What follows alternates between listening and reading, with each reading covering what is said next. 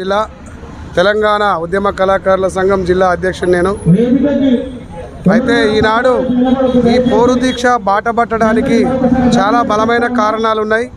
గత కేసీఆర్ ప్రభుత్వం వచ్చినప్పుడు 2014 కంటే ముందు కేసీఆర్ గారు తెలంగాణ రాష్ట్ర సమితి అనే పార్టీని ఆవిర్భవించినప్పుడు మేమందరం కూడా నల్లగొండలో ఆయనకు ఒక పాటల క్యాసెట్ సీడీని కూడా ఆ రోజు ఇవ్వడం జరిగింది. ఆ రోజు మా ప్రస్థానం మొదలైంది. మరి తెలంగాణ ఉద్యమంలో ప్రతిరోజు గోసి గొంగడి కట్టి డప్పు వేసి పాటలు పాడుతూ ప్రజల్ని చైతన్యపరిచే చేస్తూ అలాగే డిపిఆర్ఓలో కూడా మేము పనిచేస్తూ ఉన్నాం.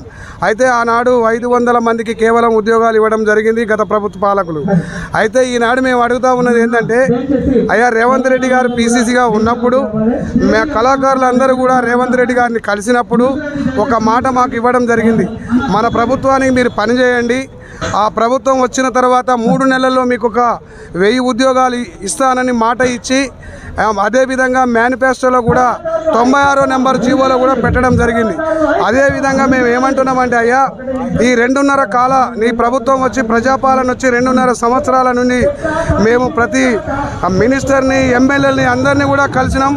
మా కోసం మొన్న జరిగిన శీతాకాల సమావేశాల్లో పాల్వాయి హరీష్ అన్న కూడా మరి మా ప్రస్తావన తేవడం జరిగింది. అయినా కానీ మీ ప్రభుత్వం నిమ్మకు నీరెత్తనట్టు ఉంది. గత ప్రభుత్వాన్ని కూడా మేము మా పాటల ద్వారా గద్దెదించడానికి బలంగా పనిచేసినాం. ముఖ్యమంత్రి అయిన కేసీఆర్ను కూడా ఎండగట్టినాం.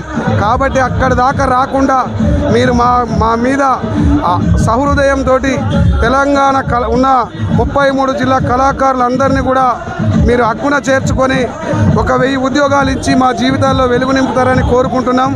ఇప్పటికైనా మీరు అలర్ట్ కావాలి. ఎందుకంటే ఈ వేదికను చూడండి, తెలంగాణ కోసం మలిదశ ఉద్యమంలో అద్భుతంగా పాటలు పాడిన గొంతులు ఇక్కడ ఉన్నాయి.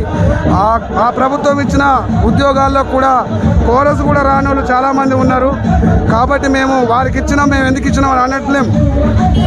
ఇంకో విషయం, అయ్యా రేవంత్ రెడ్డి గారు మీరు ముఖ్యమంత్రి కాగానే ఈ రాష్ట్రంలో ఒక 9 మంది కళాకారులను మరి ఎంపిక చేసి వారికి పద్మశ్రీలు ఇచ్చి ₹1 కోటి ఇచ్చారు. వాళ్ళు ఇప్పుడు కోటీశ్వర్లు అయిపోయారు. కళాకారులంతా పెద్ద కళాకారులు కోటీశ్వర్లు అయిపోయారు. కానీ మేము మాత్రం ఇక్కడే ఉన్నాం. వాళ్ళు పాటలు రాయొచ్చు, వాళ్ళు రాస్తే మేము ప్రజల్లోకి తీసుకుపోయినాం, మా గొంతులను పనంగా పెట్టినాం. ఇలా ఊరికనే పెద్ద కళాకారులమని చెప్పుకునే వాళ్ళందరికీ కూడా మేము మా నల్గొండ జిల్లా కళాకారుల పక్షాన ఒక్కడే చెప్తా ఉన్నాం, మీరు సలహా మండలిలో ఉండి ఒక్కరోజు కూడా ఈ కళాకారుల గురించి మాట్లాడతలేదంటే ఎంత దుర్భరమైన ఆ దుస్థితి ఉందనేది అర్థం చేసుకోండి.